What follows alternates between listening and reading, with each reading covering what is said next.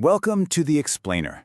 You know, sometimes the most powerful ideas are hiding in plain sight. Today, we're going to do something a little different. We're taking just one line, one single boring-looking line from a college syllabus, and we're going to crack it open. You'll be amazed at the engineering genius packed inside. All right, so let's zoom in on this thing. See that list? We're going to focus on just 3 of those terms today: queues, circular queues, and double-ended queues. Now, I know the names sound a little academic, but trust me, these aren't just for textbooks. They're the secret sauce, the tools that actually bring some order to all the chaos happening inside our computers. So this list, it actually points to a huge engineering problem. It really boils down to this. When you've got thousands, maybe millions of things all screaming for the computer's attention at the same time, how do you make them wait their turn? And how do you do it in a way that's fair and, just as importantly, efficient? Basically, how do you manage a digital waiting line? And it all kicks off with something you already know, like really well. I mean, you do it every day. It's just waiting in line, right? Think about it. Getting coffee at the grocery store, waiting for a ride. The rule is simple. First come, first served. The first person who shows up is the first person who gets helped. So in the world of computer science, this has a cool little name: FIFO. It stands for first in, first out. And that is the absolute golden rule of what we call a queue. The first thing that gets into the line, whether it's a command, a piece of data, you name it, is guaranteed to be the first thing that gets taken care of. It's simple, it's fair, it's orderly. It just makes sense. Okay, so to actually manage this digital line, programmers have 2 main moves. Real simple. When something new needs to get in line, they in-queue it. That just means adding it to the very back. And when it's time to serve the next item, they dequeue it, which always happens from the very front. Easy, right? In-queue, dequeue. But, and there's always a but, there's a catch. Right. So this whole idea of a queue seems perfect on paper. It's orderly, it's fair. What could go wrong? Well, when you actually try to build one of these things in a computer's memory, you bump right into a hidden flaw. And it's a surprisingly wasteful one. Let's actually picture this for a second. Imagine our queue is just a bunch of empty slots in a row. Okay, so we enqueue our first item. Let's call it A. Then we enqueue B, and then C. See? They just line up nice and neat, one after the other. So far, so good. Everything looks great. For now. But now, watch what happens.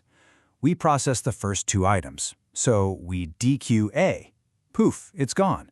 Then we dequeue B. Gone. The front of the line is now pointing at C. But, hang on. Look at those first 2 spots. They're empty. And here's the problem. Because the line only moves forward, that space is just stuck there. It's completely unusable. It's wasted memory that we can't use for anything else. And that's the whole point right there. This is super inefficient. In the world of computing, memory is like gold. It's a precious, limited resource. So creating all this dead, unusable space is a huge no-no. This is the exact kind of puzzle that engineers and computer scientists live for.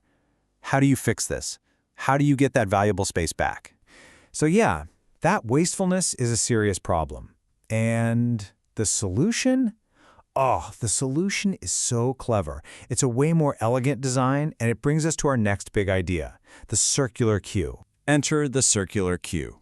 And the idea here is just, it's brilliant. It's so simple. Instead of having a straight line that hits a dead end, what if the end of the line could just loop back around to the beginning? You connect the back to the front, and bam, you've got a circle.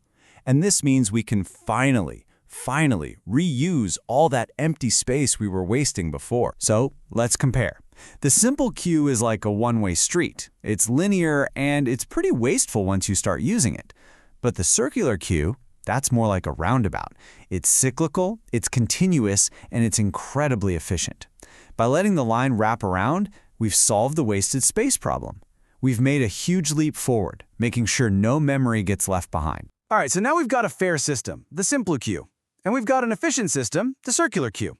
But what if first in, first out is actually holding you back? What if, for the problem you're trying to solve, you need to be able to cut in line? Or maybe even leave the line from the back instead of the front? Well, that's where our third and final term from that syllabus comes into play, the double-ended queue. Most people just call it a deck, and you pronounce it just like a deck of cards. And honestly, you can think of it as the Swiss Army knife of cues. It is by far the most flexible version, giving you total control over both the front and the back of the line. So how flexible are we talking? Well, a simple cue is super restrictive, right? You can only add to the back and take from the front. That's it. But a DQ, it just throws out the rule book. You can add to the front, add to the back, remove from the front, and remove from the back. It gives a programmer total freedom to manipulate the line however they need to. So at this point, you might be thinking, okay, this is kind of cool, but why should I care? Who cares about in-queuing and de-queuing?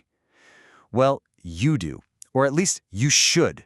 Because these exact ideas, these data structures, are running silently in the background of your life every single day. Just think about it for a second. When you hit print on a bunch of documents, that's a classic first in, first out queue. The first one you sent is the first one that prints. When your web browser is loading up a web page, it's using queues to manage all the different pieces. A music playlist? That's just a queue of songs. But my favorite example, the one that really clicks, is the undo-redo feature. That is a perfect use of a DQ. When you hit undo, you're really just popping the last action off the back of the line. And when you hit redo, you're pushing it right back on. So you see, that one single line from a syllabus, it wasn't just academic theory. It's the actual blueprint for how our digital world stays organized, how it stays fair and efficient. From that simple everyday line to the clever, efficient circle, all the way to that super flexible deck. These ideas are working behind the scenes, all around us, all the time. And now that you know what to look for, you're going to start seeing these digital lines everywhere. Thanks for digging into this with me.